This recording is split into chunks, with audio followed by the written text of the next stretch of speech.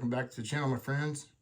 Today I want to share with you guys my CAC results I just got about a week ago, and I finally got a break to make a video here. These first two coins I didn't get a chance to put in the last video with my guesses, so I'll just show these first. This 1857 Flying Eagle is a coin I picked up from my typeset and off eBay a couple months ago.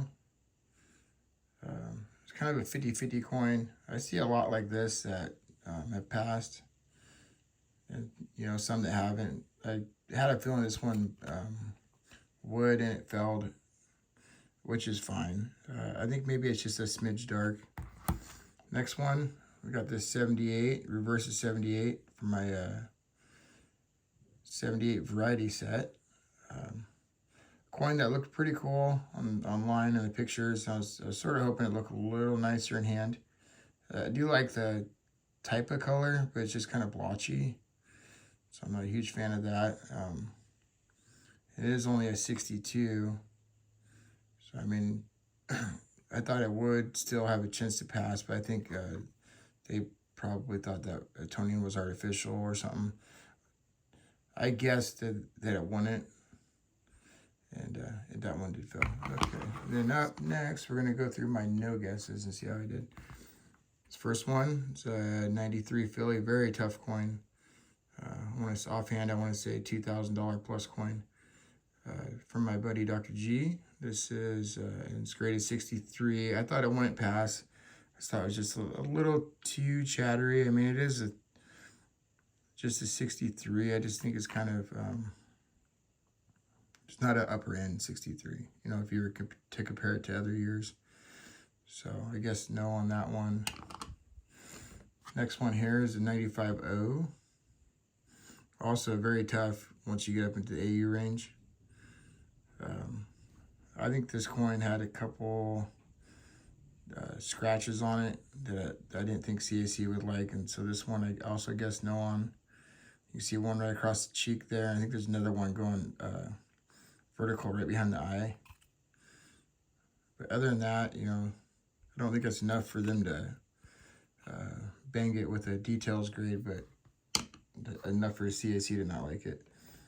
It was one of my buddy's G Money's coins. This is a 1911 2.5, and as you can see, this one did pass.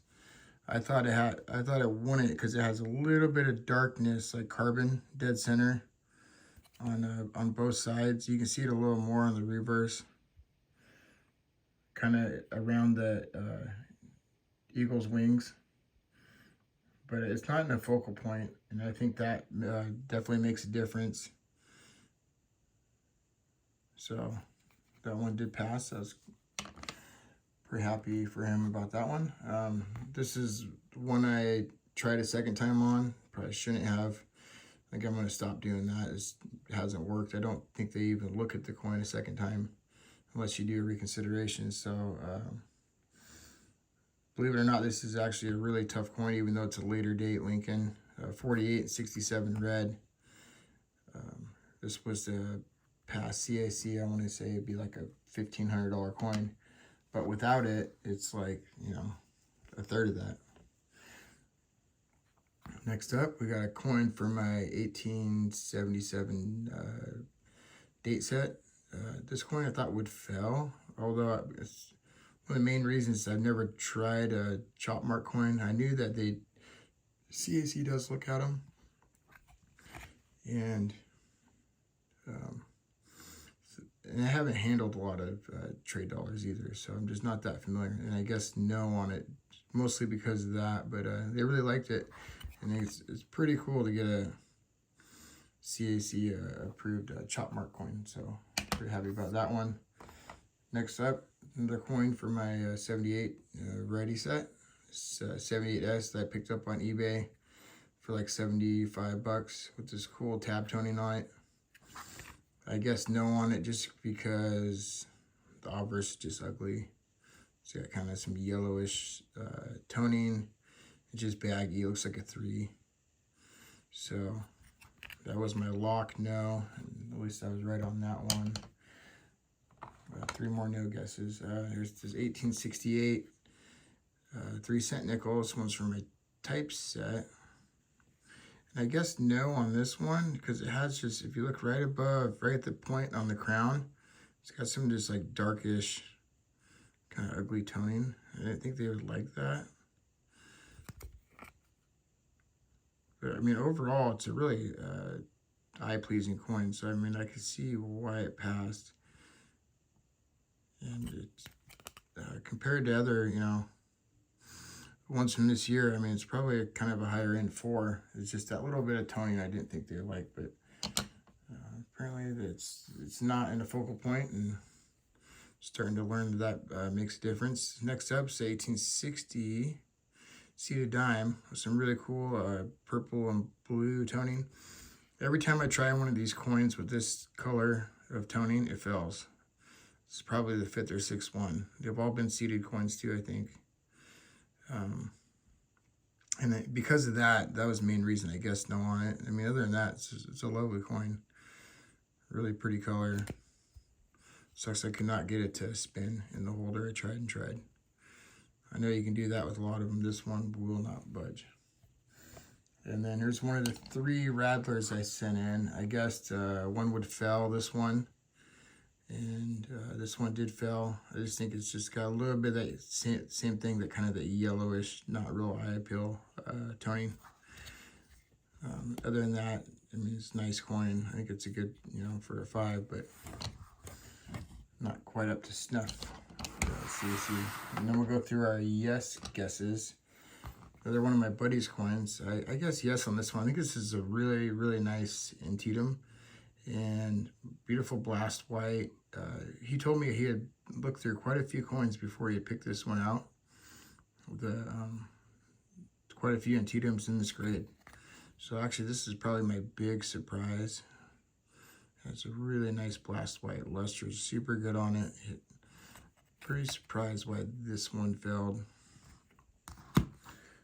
Here's the last one of his coins. This is the 94S. This is the one Morgan I thought would pass, just because it has kind of that nice, like Carson City, like frost on it. And it didn't have as much chatter as the other 3 overall, although it has a lot right above the eagle, and that was the one thing you can see right there. Got quite a bit right above the eagle. That was my only concern about it. I was sort of 50-50 on it, but I did guess yes on that one. We got an 1861 2.5, my buddy G Money's coin.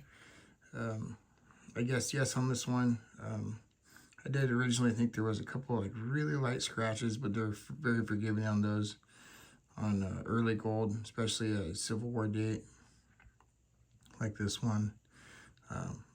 Pretty good luster for an AU coin. It's 160 years old. Really cool. So got that one right. It's one of my coins. It's the 1837 halftime.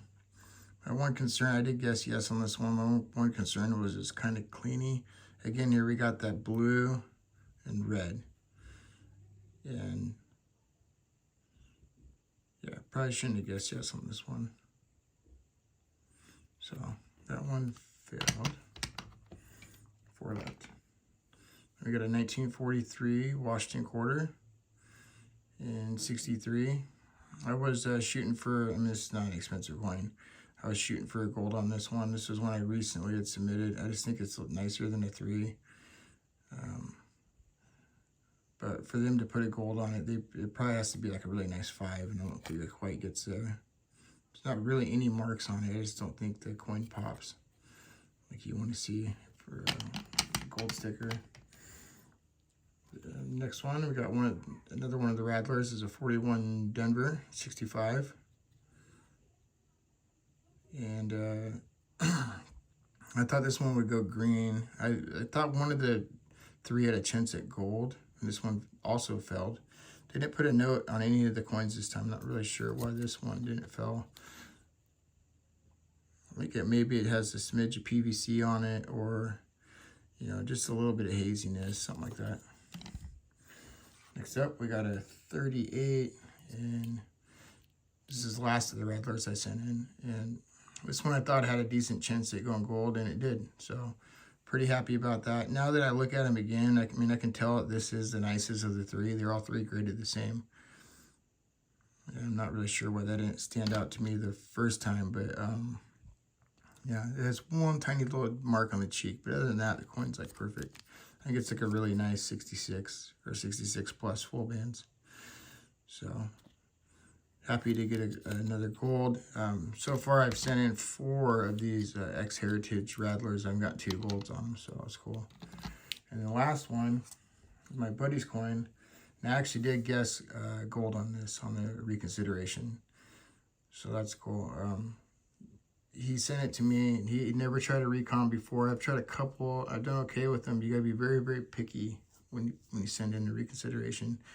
And yeah, I looked at it in hand. I thought it was like a nice semi-PL, like MS64 plus type coin. It's not quite a gem, but it's just, and it has that pop. The coin really needs to kind of stand out for them to put a gold sticker on it. And I think it does. It's a little chattery above the eagle, but the rest of the coin's great. And you just got keep in mind it's a 62.